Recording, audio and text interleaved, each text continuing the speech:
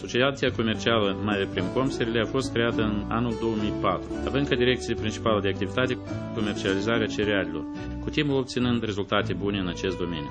De obicei, pentru achiziționarea cerealelor ne descurcam mai mult cu mijloacele bănești proprii și doar rare ori apelam la creditele bancare, principala piedică fiind cerința băncilor de a pune în gaj mijloace fixe, chiar dacă creditele erau luate pentru majorarea capitalului circulant. Însă, ca rezultat al secetei din 2006, prețurile au crescut considerabil, chiar dacă producătorii agricoli locali dispuneau de cantități mari de cereale. Din această cauză, noi nu eram capabili la acel moment să cumpărăm cantitatea necesară de cereale, prevăzute în contractele de livrare, deoarece nu aveam mijloacele financiare respective. În același timp, compania a decis să-și extindă prezența pe piața locală prin introducerea unui nou tip de activitate, și anume producerea. Deoarece toți banii erau deja investiți în tranzacțiile de cumpărare-vânzare a cerealelor, a apărut necesitatea de a căuta finanțarea suplimentară la băncile comerciale. Fiind de ceva timp clientul Fincombank, am fost invitat la prezentarea unui produs financiar nou, care numai ce fusese lansat de bancă cu asistența proiectului SEED finanțat de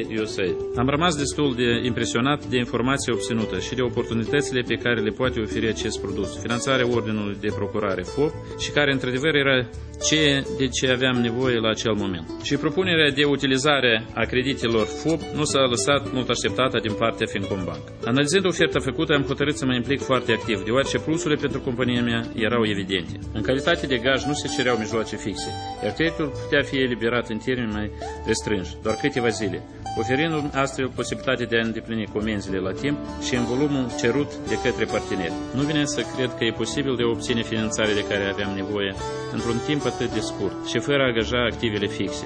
Chiar primul credit FOP a arătat că am făcut o alegere corectă.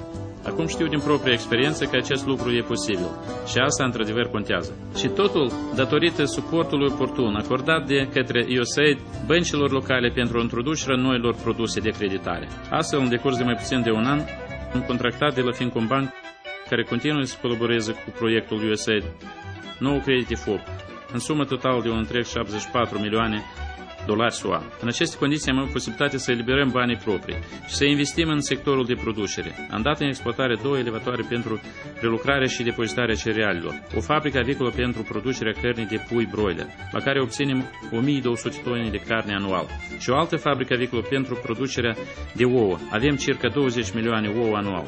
Astfel, pe parcursul ultimului an, întreprinderea noastră și-a extins semnificativ activitatea comercială, atât pe piața locală cât și pe cea externă. Ca rezultat au fost create și multe noi locuri de muncă, în special la sate, ceea ce este foarte important pentru Republica Moldova. La început am avut 20 de angajați, astăzi peste 300, dintre care 80% sunt femei. În prezent, activitatea de export a cerealelor a devenit și mai actuală, dat fiind faptul că fermerii locali au probleme majore cu realizarea acestora.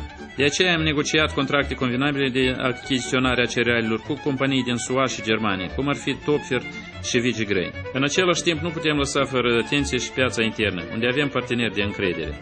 Însă, pentru efectuarea tuturor tranzacțiilor, se cer resurse financiare suplimentare.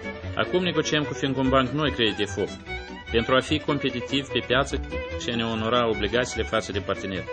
Sperăm să obținem cât mai curând creditele necesare.